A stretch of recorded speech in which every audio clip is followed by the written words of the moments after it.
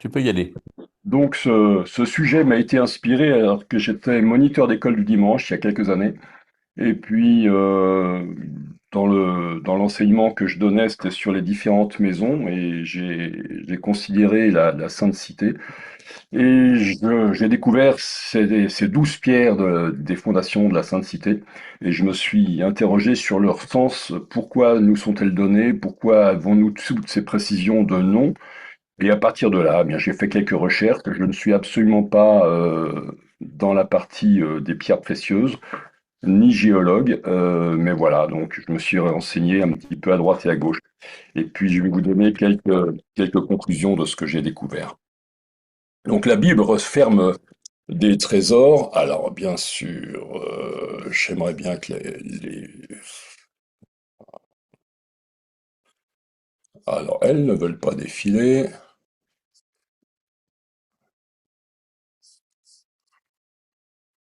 Heureusement que je les connais par cœur, mais ça vous montrera pas ce que c'est.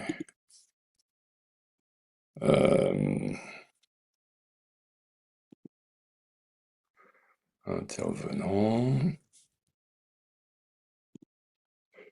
Donc il y a des passages, je trouve toujours pas, je cherche, hein, mais il y a des passages qui sont dans la parole avec des pierres précieuses qui sont citées. Et j'avais vraiment un sentiment d'être étonné, d'être admiratif, mais sans vraiment comprendre pourquoi telle ou telle pierre était citée. Donc je cite d'abord peut-être en Ézéchiel 1er chapitre verset 26, et au-dessus de l'étendue qui était sur leur tête, il y avait comme l'aspect d'une pierre de saphir.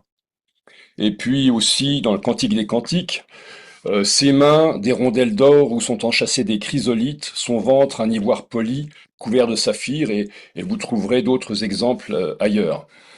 Donc, qu'est-ce que cela peut nous apprendre pour notre vie quotidienne? C'est ce que nous allons regarder un petit peu en considérant d'abord une introduction. Alors, je pensais ne pas la mettre et puis elle m'a semblé quand même indispensable.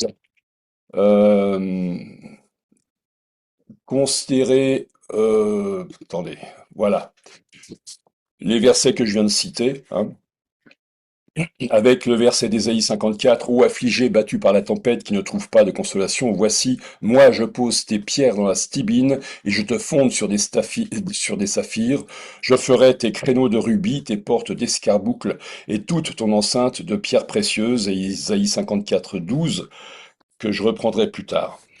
Donc voilà, Ah, dans ton assiette. cette question m'interrogeait et voilà. Pour étudier ce sujet, on a des difficultés d'interprétation. Parce que en fonction des traductions, ce n'est pas toujours le même nom des pierres précieuses qui est repris. Toutefois, dans la traduction d'Arby et la traduction Second, ce sont les mêmes pierres, donc c'est bien, ça va nous aider. Ensuite, euh, nous allons faire un peu d'étymologie, ensuite des généralités sur les pierres précieuses. Vous avez le plan devant vous, je ne m'y attarde pas. Les couleurs, par exemple, dans la traduction Parole de vie, ce sont les couleurs qui sont données. Alors, c'est une pierre rouge, une pierre bleue, une pierre jaune. Vous voyez juste après que les pierres rouges, ça peut être des grenades, des hyacinthes, des rubis, même un diamant rouge exceptionnel, la cornaline ou des sardoines. Et pourtant, il y a des significations un peu différentes pour chacune de ces pierres. Et donc, nous allons voir un petit peu plus tard, mais d'abord, je voudrais parler de l'étymologie d'une manière très très brève. Une pierre, ça s'écrit comme ça en hébreu, je ne sais pas le prononcer, apparemment c'est Even, constituée de trois lettres. Ça se lit de droite vers gauche, et vous avez deux premières lettres, hein, quand on prend à partir de la droite, deux autres qui se terminent et qui veulent dire l'une le fils et l'autre le père. Et donc, lorsque vous voyez un caillou, quel que soit ce caillou, en hébreu, il réunit pour l'écrire les lettres du Père et du Fils qui sont unis ensemble. Le Fils, ça vient de binar, ça, qui est plutôt pour la construction, hein, c'est fonder, construire, former ou aussi avoir des enfants ou élever la racine. Et les briques sont aussi faites pour construire. Mais alors pour brique, vous prenez les deux premières lettres de fils et puis vous rajoutez quelque chose d'autre. Alors j'avais cette pensée qu'il y a beaucoup d'associations qui se sont créées avec une pensée chrétienne au début et puis qui ont rajouté beaucoup de choses derrière et peut-être se sont-elles un petit peu écartées de cette pensée de l'union et de l'unicité entre le Père et le Fils. Alors pour les pierres précieuses, parce que là on aborde un peu plus le sujet, il y a toujours ce côté extraordinaire, merveilleux. Alors on sait que c'est cher, on n'en a pas forcément beaucoup avec soi, mais c'est toujours attirant et un peu fascinant. Euh, il y a dans les, alors oui, là c'est directement le pectoral de jugement. Si on veut rattacher la nature des pierres et leur représentation symbolique, il y a trois natures de constituants dans les pierres précieuses. Il y a le carbone ou le charbon, comme le diamant. Ensuite, vous avez l'argile qui est façonnable, qui est contraignable, et ça nous fait penser au travail du potier aussi, qui soumet cette argile pour lui donner une forme particulière. Ça donne une pierre comme le rubis, par exemple, qui symbolise les souffrances de Christ, que Dieu a soumis à la souffrance. Et puis il y a aussi celles qui sont à base de silice, comme le sable, hein, et qui évoquent davantage l'homme et la nature terrestre ou la nature humaine. Et donc, ces pierres précieuses qui représentent des choses extraordinaires et qui sont belles et qui sont d'une beauté éclatante, d'une grande valeur, d'une extrême dureté aussi et d'une durée inaltérable, eh bien, elles sont faites à partir d'éléments communs. Elles sont faites à partir d'éléments qui n'ont pas une grande richesse. Elles, puisqu'on parle de charbon, on parle d'argile et on parle de sable. Dieu a choisi les choses viles du monde et celles qui sont méprisées et celles qui ne sont pas pour annuler celles qui sont. En sorte que nulle chair ne se glorifie devant Dieu. Or, vous êtes de lui dans le Christ Jésus, qui nous a été fait sagesse de la part de Dieu et justice et sainteté et rédemption, afin que, comme il est écrit, celui qui se glorifie dans le Seigneur. 1 Corinthiens 1, verset 28. Nous allons aborder maintenant trois passages différents. L'un qui va nous parler du pectoral de jugement, le pectoral du sacrificateur qu'il y avait sur la poitrine, ainsi que ensuite un passage dans Ézéchiel 28, et puis ensuite les 12 pierres des fondements de la Nouvelle Jérusalem en Apocalypse 21. Euh, donc, je vais lire le passage concernant le pectoral de jugement que vous voyez là. Donc ici, il y a une pierre d'onyx qui apparaît, l'onyx qui était sur les deux épaules du sacrificateur et sur lequel il y avait les 12 noms gravés. Donc, le pectoral de jugement en Exode 28, verset 2, « Et tu feras de saints vêtements à Aaron ton frère pour gloire et pour ornement. » Verset 15, « Et tu feras le pectoral de jugement, tu le feras en ouvrage d'art, comme ouvrage de l'éphod, et tu le feras d'or, de bleu, de pourpre et d'écarlate et de fin coton retors. Il sera carré, double, sa longueur sera d'un empan. » Un empan, c'est la distance entre la pointe du pouce et la pointe du petit doigt, donc ça fait 22 centimètres environ. Il sera carré, double, sa longueur sera d'un empan et sa largeur d'un empan. Et tu le garniras de pierres enchâssées, de 4 rangées de pierres. La première rangée, une sardoine, une topaze, une émeraude. La seconde rangée, une escarboucle, un saphir et un diamant. La troisième rangée, une opale, une agate et une améthyste. Et la quatrième rangée, un chrysolite, un onyx et un jaspe. Elles seront enchâssées dans de l'or dans leur monture. Et les pierres seront selon les noms des fils d'Israël, 12 selon leur nom en gravure de cachet, chacune selon son nom. Elles seront pour les 12 tribus. Donc, à partir de cela, il y a une représentation qui représente les 12 pierres sur 4 lignes ou trois colonnes. Et donc, vous avez la sardoine ou le sardius ou le rubis, certainement, la topaze, l'émeraude, l'escarboucle, le saphir, le diamant, ce sont les pierres que nous avons lues. À chacune de ces pierres est associé un nom qui est marqué sur la pierre comme il est écrit dans le passage que nous avons lu en Exode 28. Alors, je rappelle, sans doute que vous le savez, mais la gravure de cachet, ça permet, lorsqu'on appuie un cachet gravé selon la gravure de cachet sur de la cire, d'avoir le nom qui ressort en relief. Ça veut dire que les pierres sont taillées dans leur épaisseur pour avoir ces noms-là. Alors, si je prends les vraies pierres, voilà ce que ça donne. Donc, vous avez la sardoine en haut à gauche, la topaze et l'émeraude qui est brute, celle que vous voyez en haut à droite. Alors, ne nous attardons pas sur la latéralité droite et gauche, parce que nous avons l'habitude, en tant qu'Européens, d'écrire de la gauche vers la droite. Les Israélites, c'était plutôt dans l'autre sens. Je ne suis donc pas sûr que la représentation qui est là soit complètement conforme, puisque peut-être que eux mettaient la première en haut à droite, mais c'est un détail. Lorsque je veux aller un petit peu plus loin dans ce vêtement et surtout dans ce pectoral, les vêtements du souverain sacrificateur, ils sont décrits comme des saints vêtements pour gloire et pour ornement.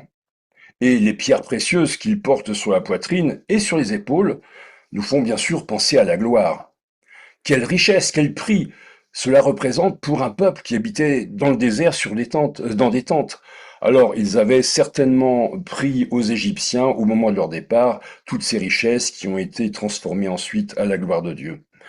Mais au-delà d'honorer Dieu simplement par la richesse qui est devant eux, les pierres qui portaient ces noms représentaient donc le peuple qui était apporté devant Dieu par le souverain sacrificateur, sur le cœur du souverain sacrificateur, ainsi que sur ses épaules comme une charge qu'il avait, et il était porté auprès de Dieu par celui qui seul pouvait le faire, au prix du sang des animaux sacrifiés.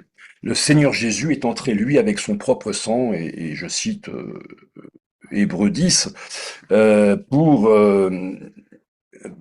porter aussi le poids de tous nos péchés. Ce n'était pas une simple décoration. Ce pectoral est appelé le pectoral de jugement.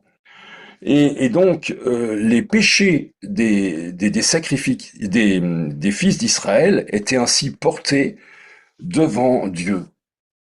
Alors, bien sûr, il y a cette idée de porter sur le cœur du souverain sacrificateur l'ensemble des rachetés qui nous rappelle encore tout l'amour de notre Sauveur à notre égard. Mais il y a aussi cette position bien visible de ces 12 pierres qui étaient apportées, qui étaient montrées, qui étaient associées aussi à cet acte d'entrée auprès de Dieu par le souverain sacrificateur.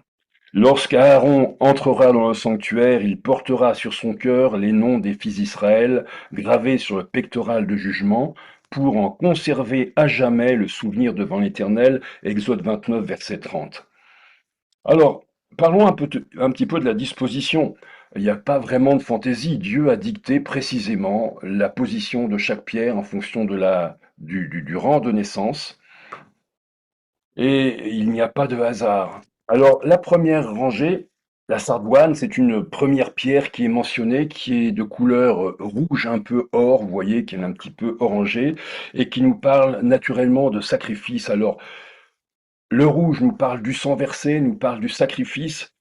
Le jaune nous parle de gloire, nous parle de justice. Et voilà, dans cette première pierre, il y a déjà les deux choses qui sont associées et qui rappellent que chacun de nous doit être racheté. Ça introduit déjà 1500 ans à l'avance le sacrifice du Seigneur Jésus. En hébreu, cette pierre est appelée Odem, qui a la même racine qu'Adam ou Édom, Édom qui veut dire roux. Et donc la première pierre porte le nom du premier homme et nous fait penser que le premier homme est tiré de la terre poussière et le second homme est venu du ciel. Lorsque le Seigneur est sorti portant les symboles royaux au moment de sa crucifixion, il y a eu cette phrase de Pilate, voici l'homme, lorsqu'il sortit avec la couronne d'épines et le manteau de pourpre. La deuxième pierre nous parle de la couleur du soleil, de la couleur de la justice et de la gloire divine. Et l'émeraude, enfin, nous parle davantage de l'homme et nous en parlerons un peu plus tard lorsque nous aborderons les pierres de la fondation de la Sainte Cité. Deuxième rangée, je ne vais pas forcément décrire pour toutes les pierres, l'escarboucle, la petite pierre rouge vient d'une expression latine et qui signifie le petit charbon, pardon. C'est une pierre d'un rouge intense qui est maintenant le grenat. Ça évoque l'épreuve, la souffrance dans laquelle le Seigneur Jésus est venu servir jusqu'à la croix, où il fut consommé par le feu du jugement de Dieu. Le bleu du saphir, nous parle du ciel. Et ce ciel, d'où le Seigneur est venu, mais aussi où il est remonté. Alors, on peut citer Ésaïe 52, « Voici mon serviteur agira sagement, il sera exalté et élevé et placé très haut. » L'évangile de Marc aussi nous en parle, Marc 16, verset 19, que le Seigneur fut élevé en haut dans le ciel et s'est assis à la droite de Dieu. Et l'apôtre Pierre reprend la même pensée, 1 Pierre 3, 22. Jésus-Christ, qui est à la droite de Dieu, étant allé au ciel, ange et autorité et puissance lui étant soumis. Christ, donc, ayant souffert pour nous dans la chair. Ensuite, le diamant, le diamant que vous apercevez sur la droite, son nom vient d'un terme qui signifie invincible. Et on pense aussi à ce qu'a dit le Seigneur. Moi aussi j'ai vaincu et je me suis assis avec mon Père sur son trône, Apocalypse 3, verset 21. Et puis, voilà, donc, je pensais à un autre passage de Philippiens, mais troisième rangée.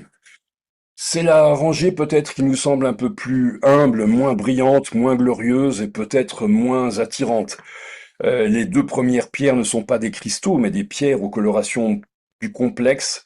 Alors vous avez l'opale, hein, donc l'opale avec ses reflets bleus et puis un petit peu orangé et rosé, qui est d'un blanc laiteux bleuté sur laquelle jouent des reflets violets, bleus, verts, etc., qui nous parle d'une beauté, d'une pureté parfaite de celui qui est venu du ciel sous la forme d'un homme, refléter ici-bas toute la beauté que lui donne la lumière divine. Parce que lorsqu'une pierre n'est pas un cristal, c'est sa couleur dans sa constitution qui se voit. Alors que lorsqu'il y a un cristal, c'est la lumière qui vient de l'extérieur et qui l'éclaire, qui la fait scintiller. L'agate est aussi une pierre aux couleurs multiples avec des dessins et des veines complexes. Et toutes les couleurs peuvent être représentées du noir au blanc avec d'autres couleurs. Et l'améthyste enfin qui termine cette rangée avec cette couleur de royauté revêtant par avance celui qui doit régner sur tout l'univers. Alors, dans ces trois pierres, c'est davantage Jésus comme fils de l'homme, Dieu devenu homme, descendu sur la terre pour y mourir, y souffrir et y mourir, que nous pouvons discerner comme dans l'évangile de Luc. La quatrième rangée, chrysolite, dont le nom signifie pierre d'or, est un cristal. Alors là, c'est un peu poli, elle n'est pas taillée en cristal, c'est un cristal vert doré qui nous parle de la manifestation, la justice de Dieu. Alors le vert parle de l'homme, le jaune parle de la justice ou de la gloire, et là on peut penser que ça représentera davantage la justice de Dieu pour l'homme. L'onyx qui est à côté, alors l'onyx, c'est pas forcément la meilleure représentation que vous avez ici. Ce nom évoque le sacrifice et l'ongle du sacrificateur, donc l'onyx est l'ongle du sacrificateur qui détache la tête de l'oiseau de sacrifice, comme nous le voyons en Lévitique 1er. Celui qui est venu sur terre pour y mourir, ainsi on en parle à ce moment-là. Et le jaspe, la pierre rouge que vous voyez en bas à droite, c'est une pierre complètement opaque aux couleurs multiples. Cette pierre ne se laisse pas traverser par la lumière et nous parle de ce mystère de nature divine dont nous pouvons discerner que l'extérieur. Alors là, j'ai fait un exposé très rapide de la signification de ces 12 pierres. Et vous pouvez trouver, écrit par Monsieur Guignard dans le Messager évangélique de 1944, davantage de développement sur ce sujet. Alors c'est aux pages 151 à 292 pour ceux qui ont la collection. Mais ce qui m'intéresse dans ce pectoral, c'est que ces pierres seront selon les noms des fils d'Israël. Et alors, nous allons chercher, pour aller un peu plus loin, quelles sont les précisions données à la naissance de chacun de ces fils d'Israël. Et voilà, vous avez les 12 noms qui sont là, et les 12 passages qui sont précisés.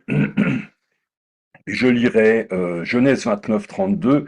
Elle, Léa, première femme de Jacob, accoucha d'un fils à qui elle donna le nom de Ruben, car, dit-elle, l'Éternel a vu mon humiliation, et maintenant mon mari m'aimera. Elle devint encore enceinte et accoucha d'un fils. Elle dit, l'Éternel a entendu que je n'étais pas aimée et m'a aussi donné celui-ci. Elle lui donna le nom de Siméon. Elle devint encore enceinte et accoucha d'un fils. Elle dit, cette fois, enfin, mon mari s'attachera à moi car je lui ai enfanté trois fils, c'est pourquoi on lui donna le nom de Lévi. Elle devint encore enceinte et accoucha d'un fils. Elle dit, cette fois, je célébrerai l'Éternel. C'est pourquoi elle l'appela du nom de Judas. Elle cessa alors d'enfanter. Genèse 30, il a conçu, enfanta un fils à Jacob, et Rachel dit, Dieu m'a fait justice, et il a aussi entendu ma voix et m'a donné un fils. C'est pourquoi elle appela son nom Dan. Et Bila, servante de Rachel, conçut encore et enfanta un second fils à Jacob.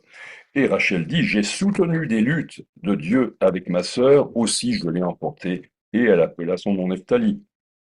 Verset 9, et Léa vit qu'elle avait cessé d'enfanter, et elle prit Zilpa, sa servante, et la donna pour femme à Jacob. Et Zilpa, servante de Léa, enfanta un fils à Jacob, et Léa dit, la bonne fortune vient, et elle appela son nom Gad.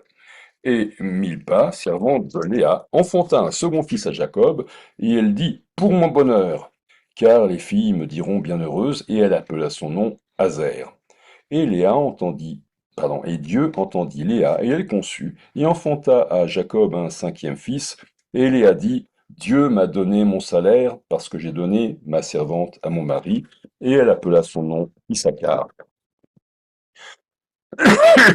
Et Léa conçut encore et enfanta à Jacob un sixième fils, et Léa dit, Dieu m'a fait don, un beau don, et cette fois mon mari habitera avec moi, car je lui ai enfanté six fils, et elle appela son nom Zabulon. Et Rachel conçut et enfanta un fils, et dit, Dieu a ôté mon opprobre, elle appela son nom Joseph, en disant, que l'Éternel m'ajoute un autre fils. Rachel enfanta, chapitre 35, verset 16, et elle eut un enfantement pénible, et comme elle était en grand travail pour enfanter, la sage-femme lui dit, ne crains point, car tu as ici encore un fils. Et il arriva, comme son âme s'en allait, car elle mourut, qu'elle appela le nom de son fils Ben-Oni, fils de ma peine, et son père l'appela Benjamin, fils de ma droite. Alors, la première pierre que vous voyez en haut à gauche, hein, c'est le Sardus, c'est la pierre de Ruben. Et j'ai marqué voyez un fils parce que c'est ce que annonce sa maman au moment de la naissance. Et ainsi, lorsque je développe tous les autres noms qui sont donnés, les petites explications, vous avez un tableau qui se constitue avec ces 12 noms.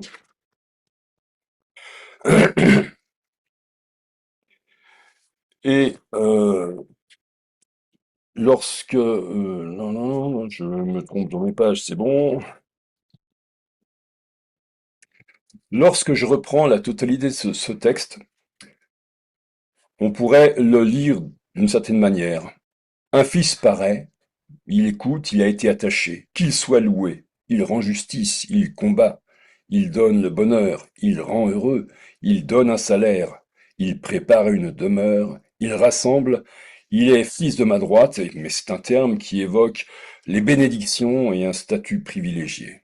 Et nous avons ainsi, en quelque sorte, dans la tenue du sacrificateur, une exposition un peu voilée, certainement, du plan de Dieu pour nous, maintenant que nous sommes au XXIe siècle et nous comprenons certainement mieux, peut-être, que ce qu'il comprenait à l'époque.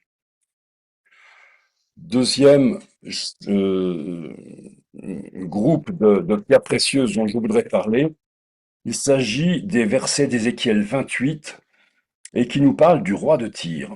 Alors, sans aller passer trop de temps sur ce sujet, le roi de Tyr, c'est Satan. Tu étais un chérubin oint qui couvrait, je t'avais établi tel, tu étais dans la sainte montagne de Dieu, tu marchais parmi les pierres de feu, tu fus parfait dans tes voies depuis le jour où tu fus créé, jusqu'à ce que l'iniquité s'est trouvée en toi. Par l'abondance de ton trafic, ton intérieur a été rempli de violence et tu as péché, etc. Et au verset 13, ce Satan qui est présenté comme ce roi de Tyr, au chapitre 28 et au verset 13, tu as été en Éden, le jardin de Dieu, toutes les pierres précieuses te couvraient, le sardius, la topaze et le diamant, le chrysolite, l'onyx, le jaspe, le saphir, l'escarboucle et l'émeraude, et l'or. Alors, deux remarques. L'une concernant la disposition des pierres. Vous avez encore sur ce tableau une certaine rigidité dans la présentation de ces pierres. Dieu avait donné un ordre symbolique qui voulait dire quelque chose avec des noms qui étaient affectés. Et là, nous avons un personnage qui était recouvert de pierres précieuses, dont la liste nous est donnée. Ces pierres servaient à flatter son apparence. Et puis, il y avait aussi l'or, hein, c'est l'escarboucle, l'émeraude et l'or. Elles n'étaient pas placées symboliquement sur les épaules ou sur le cœur pour être présentées devant Dieu. Elles étaient uniquement là parce que ce personnage voulait manifester sa richesse et sa gloire peut-être au travers de ce qui était sur lui. Quelle humilité lorsque nous comparons le souverain sacrificateur qui entrait auprès de Dieu avec ses quelques pierres sur lui, et puis celui qui est décrit avec toutes ces pierres pour flatter le regard.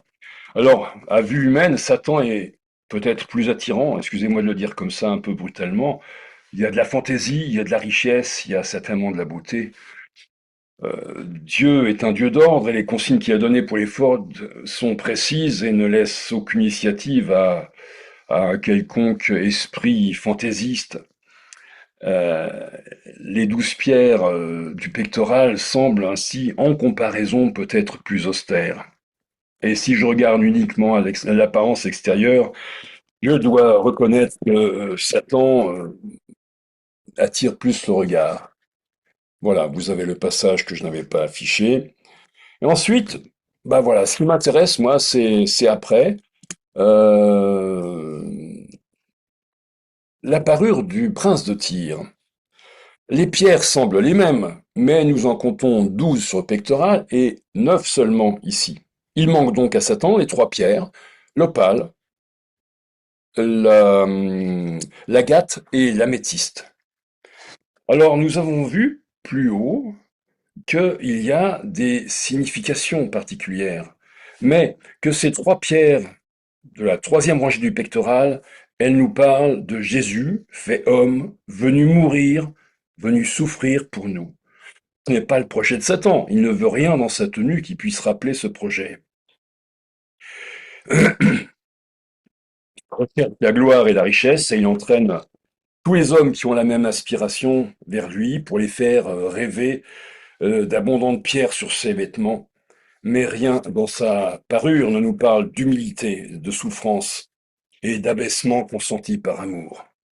Ces 3 pierres manquantes correspondent aux fils de la servante de Léa, Gad et Azer, et au 5e fils de Léa, Issachar, dont les noms signifient bonne fortune ou bonheur, heureux, et il donne un salaire. Alors, si je déclenche, ça sera mieux.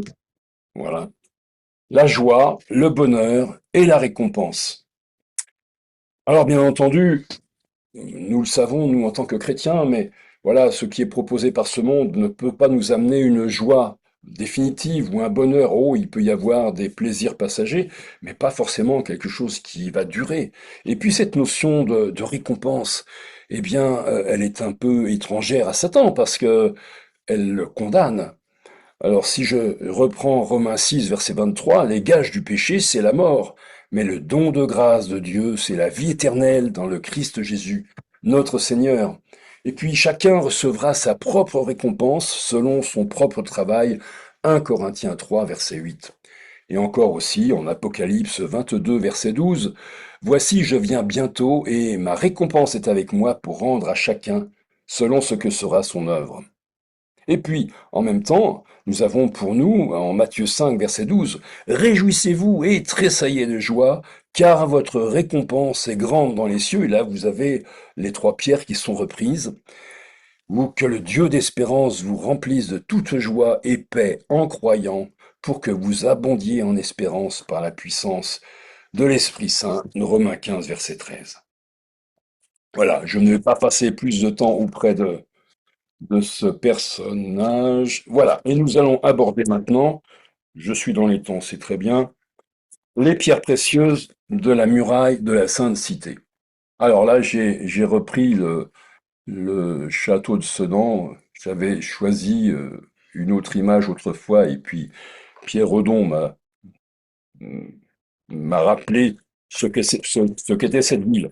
Donc j'ai changé l'image. J'espère qu'il n'y a rien de mauvais sur Sedan. Dans le chapitre 21 de l'Apocalypse, nous avons la description de la muraille de la Sainte Cité. Donc Apocalypse 21, verset 14, et puis ensuite jusqu'à 21, mais j'ai retiré un passage au milieu.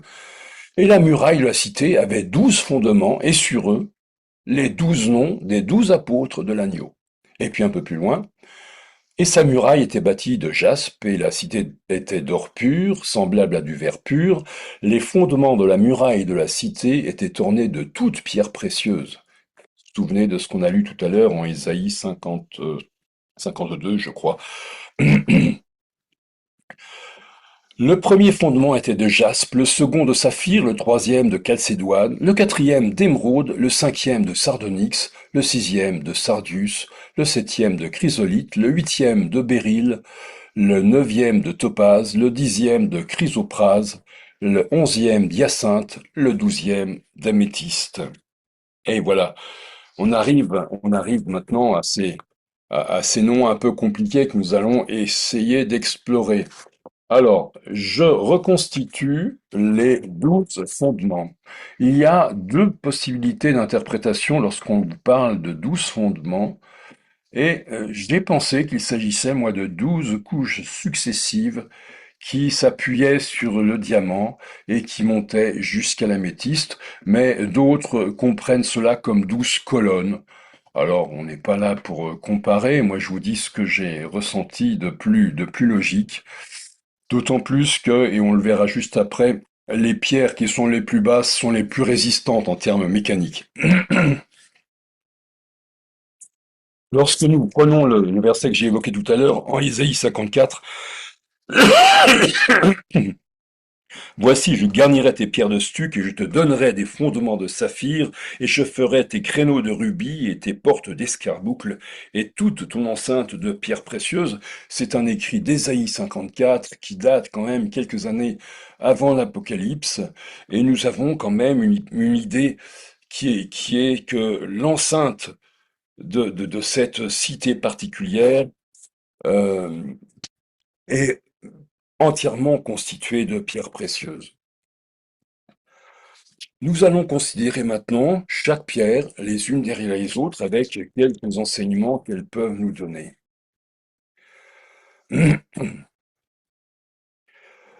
Euh,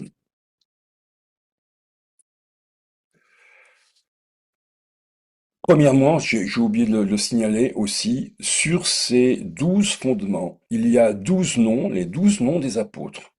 Alors, ils ne nous sont pas donnés, on ne va pas les chercher. Bien sûr, on peut penser à Pierre, à Jean, à Paul, mais 12 noms à trouver au total. Voilà, simplement faire ce petit parallèle. Dans un cas, c'est les noms qui ont été gravés sur les pierres, sur le pectoral et sur les épaules, les noms des peuples, du peuple d'Israël, des différentes tribus, des fils d'Israël. Et là, ce sont les noms des apôtres qui ont été mis, sans que nous sachions exactement qui ils étaient. Nous parlons maintenant de ce diamant. Alors, il est parlé de jaspe et de jaspe cristallin dans ce chapitre en particulier, et les exégètes associent le diamant et le jaspe cristallin. Vous avez déjà entendu le dire, sa formule chimique, c'est du carbone qui a subi un certain traitement et qui peut ainsi donner un cristal parfaitement pur. Alors parfaitement pur, vous voyez qu'il peut être parfaitement transparent, mais parfois avoir une couleur légèrement violacée ou légèrement jaune ou bien rouge comme on l'avait vu tout à l'heure. Mais ce diamant, il est posé comme la première pierre, la pierre angulaire.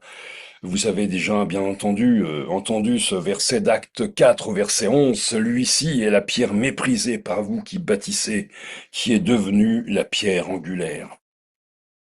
Cette pierre qui était rejetée, c'est Christ lui-même. Alors les caractéristiques d'une fondation, les pierres qui la constituent sont les plus résistantes, parce qu'elles vont porter tout le poids de l'édifice. Et en plus de ça, la pierre angulaire, au moment où elle est posée, elle détermine l'emplacement et l'orientation de la maison, puisque c'est un angle, et ce qui va donner l'emplacement, l'orientation de la maison et la résistance aussi. Et dans certaines vieilles maisons, je pense au plateau, mais ailleurs certainement aussi, on peut voir des pierres qui font 1,50 m, qui font 60 centimètres de haut. Voilà, ce sont vraiment des belles représentations de pierres angulaires. Il y a aussi un aspect symbolique qui est encore utilisé actuellement dans les cérémonies pour des monuments qui sont construits où on va poser un parpaing avec les autorités qui sont là, même si le lendemain le parpaing est retiré et puis on va couler du béton à la place. Mais voilà, c'est important encore maintenant de poser cette première pierre. Alors, on se pose aussi la question, mais qu'en est-il de notre vie? Est-ce que nous avons eu conscience de l'importance du choix et du positionnement de cette première pierre? Et ensuite, quel choix avons-nous fait pour les matériaux avec lesquels nous avons construit? Du bois, du chaume, etc. Voilà, ce sont des questions qu'on ne va pas aborder là, mais qui peuvent aussi nous interroger. Et je reprends ce passage d'Éphésiens 2, versets 19 à 22. Ainsi donc, vous n'êtes plus étrangers ni forains, mais vous êtes concitoyens des saints et gens de la maison de Dieu, ayant été édifiés sur le fondement des apôtres, on en parlait juste avant, les noms des apôtres sont sur les fondements, ayant été édifiés sur le fondement des apôtres et prophètes, Jésus-Christ lui-même étant la maîtresse pierre du coin, en qui tout l'édifice bien ajusté ensemble croit pour être un temple saint dans le Seigneur, en qui vous aussi vous êtes édifiés ensemble pour être une habitation de Dieu par l'Esprit.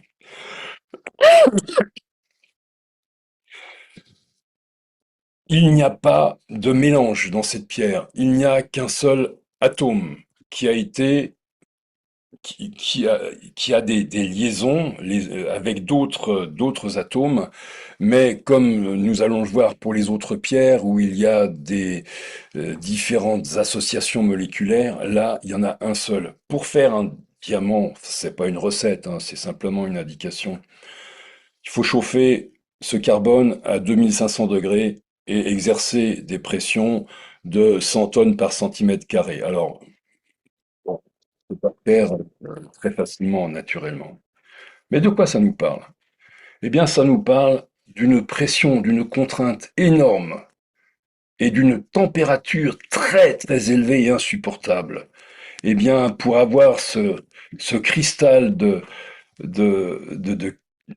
de diamant à partir d'une matière qui est vile, qui n'est pas considérée, eh bien, ça nous rappelle aussi le Seigneur qui a subi ces contraintes, qui a subi cette chaleur-là, qui a subi ces contraintes énormes en pression, et maintenant qui est représenté par ce diamant.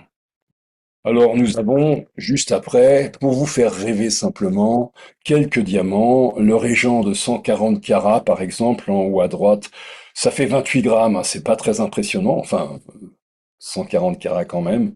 Mais la pierre d'origine avant la taille faisait 85 grammes, je crois, et elle a été tellement taillée pour être rendue extrêmement belle que maintenant elle en fait environ 28. Voilà, vous avez plusieurs couleurs et bon, ça fait peut-être rêver. Moi, bon, je suis admiratif, mais Ensuite, nous avons le saphir. Voilà, le saphir. Formule chimique, tout de suite, vous voyez qu'elle est différente. Il y a de l'aluminium, il y a de l'oxygène, et puis il y a certainement quelques oxydes qui permettent qu'il soit bleu. Le bleu nous parle du ciel, l'habitation de Dieu, un lieu saint, inatteignable par l'homme. Et les versets de l'Ancien Testament qui parlent de la couleur céleste citent souvent le saphir. Exode 24, verset 10, ils virent le Dieu d'Israël, et sous ses pieds, comme un ouvrage de saphir transparent, comme le ciel lui-même en pureté. Sa dureté est de 9, celle du diamant est de 10. Vous voyez que c'est très très proche, mais voilà, un petit peu moins élevé que celle du diamant. Et il fait partie de la formule des corindons, et il a de la même composition que l'argile. L'argile qui est malléable. Nous avons déjà évoqué l'idée du potier aussi. Ensuite, nous avons la calcédoine.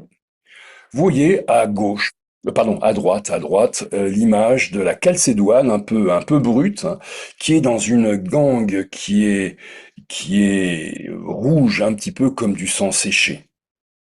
Voilà, ça se présente une forme de gangue qui est de cette couleur marron. Et on ne voit pas tout de suite le bleu, il faut le tasser, il faut retirer cette gangue pour découvrir ces légères veines bleutées et blanches qui évoquent le ciel. Cela nous parle de la pureté, le blanc, et de la nature céleste de Christ. Mais cet aspect, donc, n'est pas visible. Il faut avoir accès au cœur de la pierre en passant par cette gangue brun rougeâtre qui est la couleur du sang versé pour les hommes. L'émeraude. Alors, l'émeraude, vous voyez qu'il y a un peu d'aluminium, il y a du béryl, il y a aussi de la silice et de l'oxygène, hein, dans les parenthèses, Si6 au 18. La dureté est un petit peu moins intense que pour le diamant et le saphir. Et vous avez donc souvent cette taille en cabochon, parce que ça fait des cristaux qui sont hexagonaux, qui sont en longueur. Mais euh, les caractéristiques particulières de l'émeraude, pourquoi évoque-t-elle l'homme? La qualité parfaitement transparente n'existe quasiment pas. On peut dire qu'une émeraude qui n'aurait pas de défaut serait une émeraude artificielle.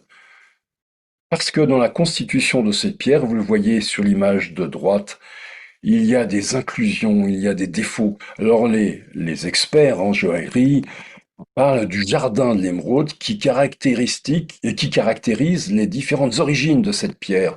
Il y en a en Colombie, il y en a à d'autres endroits, et dans chaque région du globe dans laquelle il y a des émeraudes, eh bien, il y a des choses particulières. Vous avez ici un petit cristal qui est inclus dans l'autre, et parfois, ce sont des petites poches de gaz ou des petites poches de liquide ou parfois des formes un petit peu dentelées qui rappellent des cicatrices qui se sont constituées lors de la création. Ce béryl, parce que c'est un béryl, euh, normalement, il n'a pas de coloration et c'est du chrome qui permet d'avoir cette couleur verte. Alors, bien sûr, de quoi nous parlent tous ces défauts? Je vous ai dit qu'il n'y avait pas d'émeraude sans défaut. Eh bien, tous ont péché et n'atteignent pas à la gloire de Dieu, Romains 3, verset 23. Et nous comprenons alors que la beauté de cette pierre ne vient pas de son absence de défaut, ne vient pas de ce qu'elle est en elle-même, mais des reflets qu'elle renvoie. Et si on reprend la comparaison, euh, Jésus, la lumière du monde, qui éclaire ces pierres et qui les rend belles, alors que au centre il y a tous ses défauts. Ensuite, nous avons le sardonyx, une pierre un peu particulière, vous voyez. Et qu'est-ce que vous pourriez dire? Eh ben, tout à l'heure, on a parlé de pureté, on a parlé de sang, on a parlé de sacrifice. Et dans ce sardonyx, alors, il y a une succession de couches. Il y a eu des péchés, il y a eu des sacrifices qui ont effacé le péché. Mais le péché a recommencé.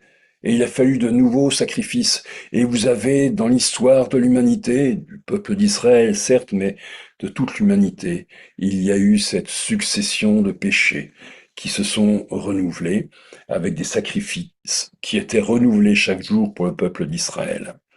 C'est ce besoin de sacrifice sanglant dont nous parle le Sardonyx, avec cette alternance de péché, sacrifice et péché à nouveau. Ensuite, le Sardius, alors très certainement le rubis, mais le terme rubis n'apparaît pas dans la littérature à cette époque-là. Il s'agit d'une pierre rouge. Et les habitants païens de Sardes, près de laquelle on trouvait de la sardoine, hein, vous voyez Sardes, sardoine, sardius, ils portaient en pendentif cette pierre rouge destinée à les sauver ou à les protéger. Alors, s'agit-il de rubis, de sardoine? On ne va pas trancher, mais la couleur rouge nous fait parler, nous fait penser au sang qui a été versé pour nous. Et ce qui me fait penser qu'il s'agit bien du rubis, c'est que la nature de la pierre, du rubis, eh bien, c'est la même que le saphir. C'est la même nature chimique. Euh, et donc, seul celui qui venait du ciel pouvait nous sauver définitivement. Le, le Seigneur, donc le rubis, ici, vient juste après le Sardius, juste après le Sardonyx, avec ses lignes blanches, ses lignes rouges qui se succèdent, parce que Hébreux 10, l'offrande du corps de Jésus-Christ faite une fois pour toutes, avec cette pierre très particulière qui est de la même nature que le saphir qui représente la nature céleste de Christ, eh bien, seul le Seigneur pouvait accomplir ce sacrifice. La chrysolite, une pierre qui est verte, un peu jaune, un petit peu translucide dans cet état-là. C'est un cristal jaune-vert qui évoque tout à la fois le vert, l'homme, et le jaune, la justice de Dieu, qui nous est donnée lorsque nous avons accepté pour notre salut le sacrifice du Seigneur Jésus. Sa couleur évoque aussi la gloire communiquée aux enfants de Dieu, Jean 17, 22. La gloire que tu m'as donnée, je la leur ai donnée, afin qu'ils soient un comme nous sommes un. Ensuite, vous avez le béryl.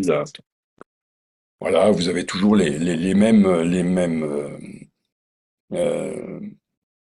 les mêmes formules chimiques qui rappellent celles de l'émeraude, hein, c'est très très proche. Mais là, vous avez plusieurs couleurs. Euh, et que dire de cette succession? Vous avez tout à l'heure l'émeraude qui est pleine de défauts, et il y a eu le sacrifice du Seigneur qui est venu dans la succession de ces différentes pierres, hein. Il a été rappelé ces sacrifices répétitifs chaque jour pour expier les péchés. Et puis, il y a eu ce sacrifice fait une fois pour toutes. Et maintenant, ce béryl apparaît et il n'a pas de défaut. Il n'a pas la même euh, formation que l'émeraude, mais il ne présente pas tous ses défauts, toutes ses inclusions, tous ces cristaux qui se mettent en travers.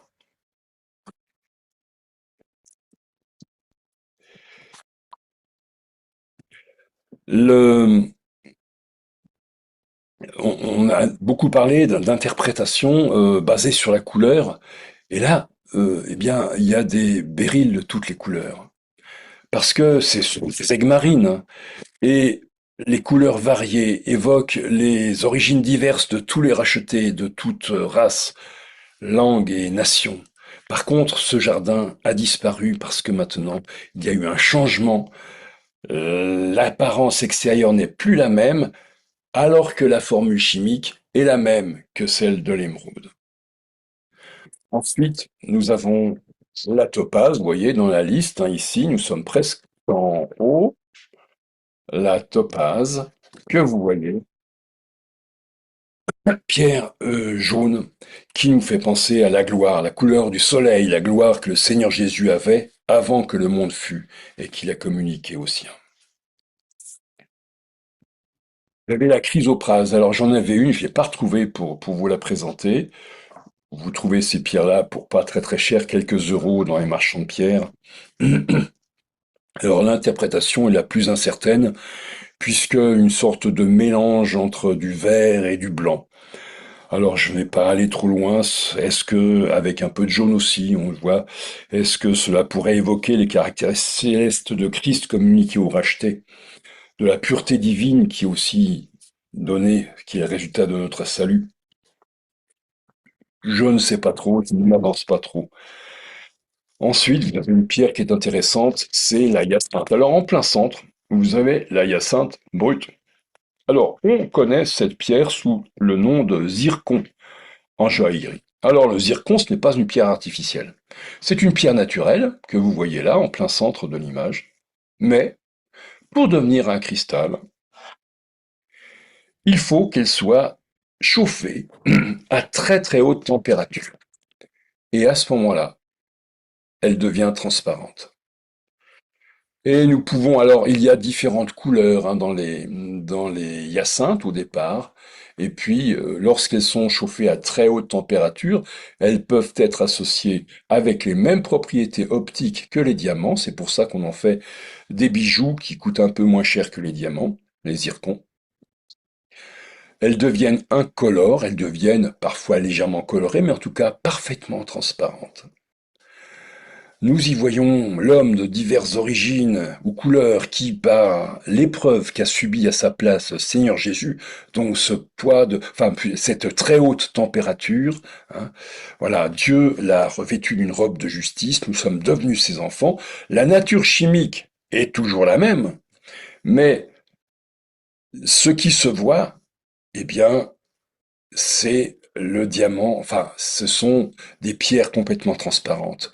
Ésaïe 1, verset 18, si vos péchés sont comme le cramoisi, donc cette pierre qui est sombre au milieu, ils deviendront blancs comme la neige. Et bien aimés, nous sommes maintenant enfants de Dieu, et ce que nous serons n'a pas encore été manifesté. Nous savons que quand il sera manifesté, nous lui serons semblables, semblables au diamant, car nous le verrons comme il est. Et puis la dernière pierre, tout à fait en haut, dans la représentation que j'en ai, l'améthyste. Alors le nom hébreu de cette pierre nous parle de quelque chose dont on rêve, quelque chose après quoi on aspire. Sa couleur propre de la pourprée, sa place. À la fin de cette liste des 12 pierres précieuses, nous parle de Christ revêtu des couleurs de la royauté, régnant en gloire, et nous espérons la venue prochaine. Alors, nous pouvons ainsi avoir quelques idées, quelques meilleures peut-être compréhensions ou interprétations de ces passages dans lesquels les pierres précieuses sont évoquées. Et si je lis par exemple, celui qui était assis avait l'aspect d'une pierre de jaspe et de sardoine, et le trône était environné d'un arc-en-ciel qui avait l'aspect de l'émeraude, Apocalypse 4, verset 3, eh bien, je le traduis, celui qui était assis, il avait l'aspect d'un diamant et d'un rubis. Il y avait tout à la fois la nature parfaite, mais aussi le sacrifice, et son trône environné d'un arc-en-ciel. Alors, l'arc-en-ciel, c'est au-dessus de la tête d'habitude, mais là, c'est à l'horizontale, ça avait l'aspect de l'émeraude, tous les rachetés qui entourent notre Seigneur. On comprend mieux avec les quelques informations données ce que cela pourrait signifier. Nous avons ainsi donc l'agneau sans tache et sans défaut, le diamant qui a souffert et a versé son sang, la sardoine, pour avoir autour de lui tous ses rachetés. Nous l'avons déjà dit, euh, pour le pectoral de jugement, l'interprétation des pierres qui le constituaient. Oui, ici aussi, la liste de ces 12 pierres, les fondements de la muraille racontent le dessein de Dieu pour ses bien-aimés. Et si je reprends dans les 12 pierres, Christ dans le ciel, sans défaut, parfait, pur, voyant l'homme et sa nature de péché, l'émeraude, après ces nombreux sacrifices offerts pour le péché, sardonyx, qui ne pouvait pas rendre parfait l'homme pécheur, eh bien il est venu lui-même sur la terre pour mourir, le sardius ou le rubis, et nous communiquer ses caractères célestes et sa gloire, transformant ses rachetés à son image, hein, la Hyacinthe, ici, que nous voyons encore, et jusqu'au moment où il régnera entouré par les siens. Euh, ces 12 fondements de cette muraille, eh bien, c'est justement pour qu'il y ait ensuite la construction de la muraille. Et nous voyons qu'elle est faite de jaspe cristallin, comme la base qui nous parle de Christ. Cette muraille est constituée de toutes ces pierres représentant les rachetés vivants, choisis, précieux, de la même nature que Christ. Elles ont été assemblées, ajustées ensemble pour constituer cette habitation de Dieu dans laquelle il nous a préparé une place. Alors, nous avons encore des motifs de plus. Maintenant qu'on a cette vision particulière donnée par les pierres précieuses pour lui rendre gloire. Alors si on était dans une réunion normale, je vous proposerais de chanter quelques cantiques, mais voilà, simplement je vais lire les versets 3 et 4 du 247. Ton Église, Seigneur, dès à présent t'adore, mais languit de te voir et d'être auprès de toi. En son cœur réveillé, l'Esprit Saint fait éclore l'hymne de l'espérance et l'appel de la foi. Viens ravir dans le ciel le trésor que recèle un monde qui soupire et déjà t'appartient, et mets à ta couronne dont l'or pur étincelle la perle dont l'éclat reflètera le tien. J'ai fini. Merci Olivier. Merci, merci. Euh, Personnellement, j'ai bien été intéressé. Je trouve, j'avais jamais entendu de présentation sur les pierres précieuses. Et ça, voilà, il y a quelque chose. C'est bien. Vous savez que on peut demander à Olivier de revenir sur ceci ou sur cela. Vous avez le chat. Puis vous pouvez aussi ouvrir vos micros et lui poser les questions directement. Euh, je trouve, personnellement, ta présentation m'a euh, m'a titillé parce que je me dis, mais il y a quand même quantité de choses que Dieu nous donne sans qu'on en connaisse vraiment la signification. Mais pourtant, c'est là. Il y a un langage, il y a un langage magnifique, il y a de la beauté, il y a de la dureté, il y a de la pureté. Et je trouve que ça vaut vraiment la peine qu'on l'entende. Alors, je t'en remercie beaucoup. Je Merci beaucoup. ne suis pas un grand spécialiste, je ne sais pas si je saurais répondre à vos questions. En tout cas, je vous ai donné des pistes de réflexion. Tu as dit, Olivier, et ça s'est vu d'ailleurs dans les formules chimiques, que ces pierres précieuses provenaient ici du carbone et là du sable, la silice. Oui. Mais Et de l'argile oui, aussi. c'est ça. Et tu as dit l'argile, mais j'ai pas. Alors moi, j'ai fait un peu d'études scientifiques, mais et notamment de la géologie. Mais c'est quelle l'argile? Est-ce que tu l'as vu dans les formules que Oui, tu as oui, données? c'est ALO quelque chose. Enfin, c'est l'association avec de l'aluminium et autre chose. Mais en réalité, l'argile, c'est un mélange de plusieurs choses. C'est un feuilletage en quelque sorte, l'argile, la pierre de base. Et lorsqu'il y a de l'eau qui arrive dessus, l'eau s'infiltre entre les couches, elles deviennent mobiles les unes par rapport aux autres. C'est pour ça que la matière devient souple. Et lorsque elle sèche, bon, l'eau part. C'est assez résistant, mais pour être vraiment très résistant, ça doit être cuit. Donc là aussi, haute température, et il y a des associations qui se font entre les différentes couches qui la rendent plus résistante. Alors, j'ai pas tous les détails, j'en avais parlé avec Thierry Grand il y a quelques années. Euh, voilà, cette argile, c'est le sardius, pardon, c'est le rubis et la bleue, là, le saphir, hein. C'est intéressant de voir que c'est la même nature qui représente tout à la fois le sacrifice, mais qui représente aussi le ciel. C'est à elle, tant je l'ai plus en tête, je vais essayer de les retrouver. Ah ouais, oui, je suis sorti du truc là.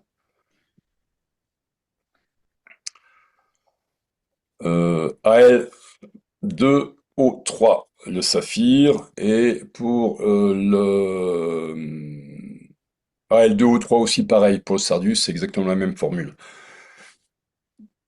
Alors que tu en as d'autres dans lesquels c'est du sable, la silice, donc dans la formule, il y a SiO2 par exemple, et le béryl, c'est aluminium, béryl, silicium, oxygène. Mais bon, là, c'est des données dont ne disposaient pas ceux qui ont l'apôtre Jean, ils savaient pas tout ça, hein. J'ai fait un DUG de sciences de la nature et de la vie dans les années 80 et j'ai fait de la géologie hein, et aussi la chimie, la systématique du règne animal, végétal, etc. Et peut-être que ce qui est intéressant de dire, c'est que l'argile, c'est la résulte de la décomposition du calcaire et que le calcaire est une roche métamorphique, c'est-à-dire c'est une roche qui a été recomposée et recuite. Alors, il m'a semblé que ça allait un peu dans le sens de ce que tu disais avec la chaleur, etc. Euh, voilà, ça peut peut-être ajouter quelque chose de penser que c'est euh, qu'il y a justement des roches qui proviennent, qui sont très belles, mais qui proviennent de soit de choses très différentes, comme tu l'as dit, hein, le carbone ou la silice, mais soit de transformation aussi. Ouais. Il y a du mélange en quelque sorte, il y a des associations qui sont faites. Et naturellement, ah, moi, il y a quelques pierres qui me parlent plus que d'autres. Bien sûr, l'association Saphir et Rubis, hein, qui me semble très importante. Et puis aussi cette hyacinthe qui, lorsqu'elle est chauffée, donc c'est une pierre qui n'est pas très belle, et lorsqu'elle est chauffée à très haute température, elle devient transparente, elle devient comme un cristal. Voilà, je vois symboliquement beaucoup de choses dans cette évolution, dans cette métamorphose en quelque sorte. Moi, ce que je vois, c'est qu'on a trouvé un présentateur pour l'IEB. Qu'est-ce que tu en penses, Guillaume? Ah, je suis ravi, oui, oui, bien sûr. Et il va nous présenter aussi les églises de l'Apocalypse dans quelques semaines. Oui, j'ai plus la date, mais fin avril ou par là, Mhm. enfin je verrai. Mais là aussi, un point de vue un peu décalé. Mais c'est très bien. Pour se caler, il faut souvent se décaler, hein.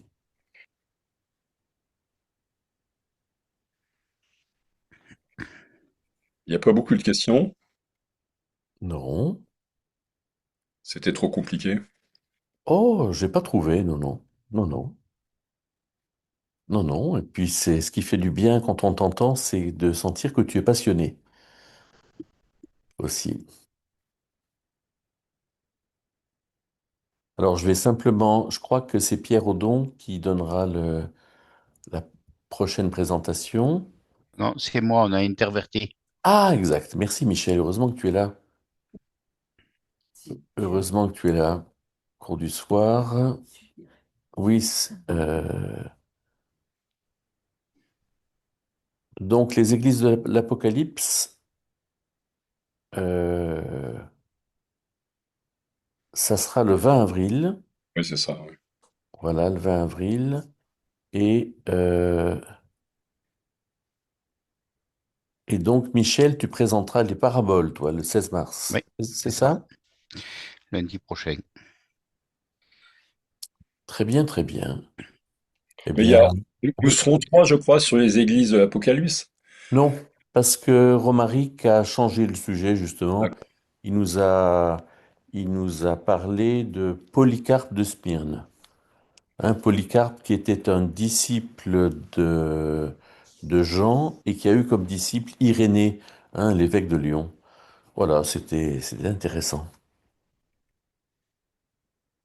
Très bien, ben on va peut-être en rester là.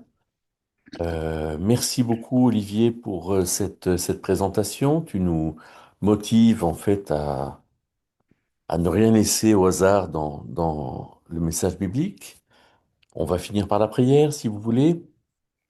Notre Dieu, nous sommes heureux de t'avoir consacré du temps, de concrètement te montrer que nous tenons à toi, que nous tenons à recevoir ta révélation, que nous voulons entendre ce que tu as toi-même organisé avec le pectoral de jugement, avec les fondements de la sainte cité de l'Apocalypse. Notre Dieu, nous voulons être attentifs à tout cela.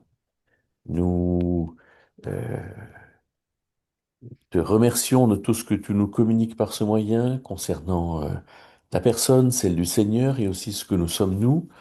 Nous nous remettons à toi, à tes soins dans cette semaine, notre Dieu, et nous te prions pour chacune des personnes qui sont là ce soir, avec leurs besoins, avec leurs aspirations particulières, avec des perspectives que tu connais. Nous nous remettons toutes et tous à toi, notre Dieu, et te disons vraiment merci pour cette soirée, pour ce que tu as encore de prévu pour nous dans la nuit, avec le sommeil, mais aussi dans ces journées dans lesquelles tu nous appelles à collaborer avec toi. Notre Dieu, nous te remercions et t'adressons notre prière par Jésus. Amen. Mais Amen. Voilà, bonne soirée à chacun. Et donc, pour ceux qui le voudront, à lundi prochain pour écouter Michel dans sa présentation sur les paraboles. D'accord. Tu peux couper l'enregistrement, je pense, là, maintenant, parce que... C'est Non? ce que je vais faire. Ouais. Bonne soirée. Merci, au revoir. Au revoir. Merci.